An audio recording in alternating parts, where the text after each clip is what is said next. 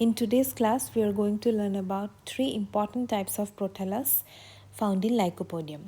We know that Lycopodium is a homosporous species, therefore the spore germinates to produce a gametophytic prothallus which bears both male and female sex organs, that is, Lycopodium is monoecious and these are homothallic. Now, Lycopodium prothallus is of three types. The number one type is Surnum type. Please remember the names. Number one is Surnum type. These types of gametophytes are found in most of the tropical species like Lycopodium surnum. Here, spore germinates immediately and the gametophyte completes its growth in one season. The prothallus is small, green and aerial with a lower conical basal region buried in the soil. So here in this picture you can see the surnum type of prothallus of Lycopodium. You can see that the prothallus is small, green and it is aerial in nature where this lower conical portion remains inside the soil. Rhizoids occur in the colorless subterranean basal region.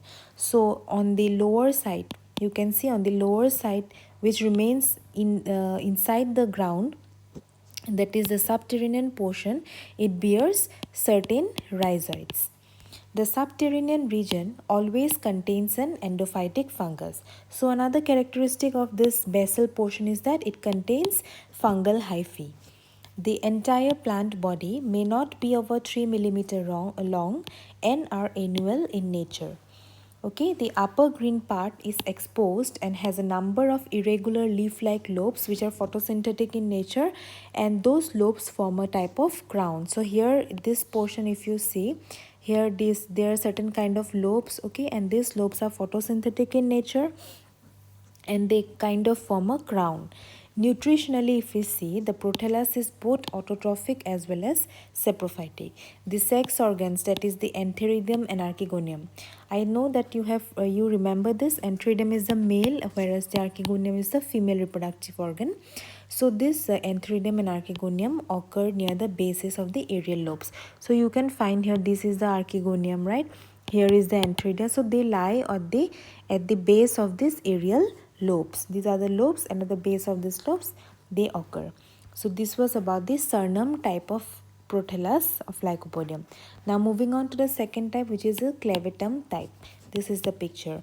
Okay, the spore germination in this type is delayed for a long time. Okay, that means the germination of spore does not take place immediately. On the other hand, it takes a longer period, generally up to 1 to many years. Thus, the prothallus has a longer lifespan. Example of this type of prothallus is found in species like Lycopodium clavatum. The prothallus, as you can see here, is fleshy, non-green, totally saprophytic and completely subterranean and perennial in nature. So it is quite opposite to that of the first one, right? Here the nutritionally it is saprophytic, completely saprophytic, and it is not at all aerial, it is completely subterranean. That means it completely remains inside the soil, and it is also perennial in nature, unlike the first one which was annual in nature. Then the prothallus is large and may be up to 2 cm in length. So as compared to the first one, it is quite larger in size. The top of the prothallus is lobed. You can see here this is the top of the prothallus and it forms a kind of lobes. And the sex organs as well as growing embryos are located on these lobes. And these lobes bear the reproductive organs as well as the growing or the young embryos. Tissue differentiation is noted in the lower portion. Towards the lower portion, if we see, there is kind of tissue differentiation which I am going to discuss now. So this is the lower portion. The central region, this is the central region, it constitutes the storage tissue. Okay, centrally it is composed of the storage tissue made up of vertically elongated cells. The cells of storage tissues are vertically elongated. The radially elongated, closely packed chlorine-camatous cells constitute the palisade mycorrhizal layer. Okay, outside the